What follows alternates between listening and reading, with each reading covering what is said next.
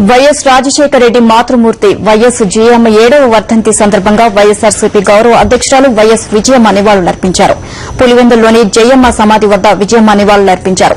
జయమ్మ పార్కులోని ఆమె విగ్రహానికి విజయమ్మ పూలమాలలు వేశారు. విజయమ్మతో పాటు వైఎస్ కుటుంబ సభ్యులు YS Bharathi George Reddy, YS Purushotham Reddy, YS Manohar Reddy, doctor EC సుగుణమ్మలు జయమ్మకు నివాళులర్పించారు.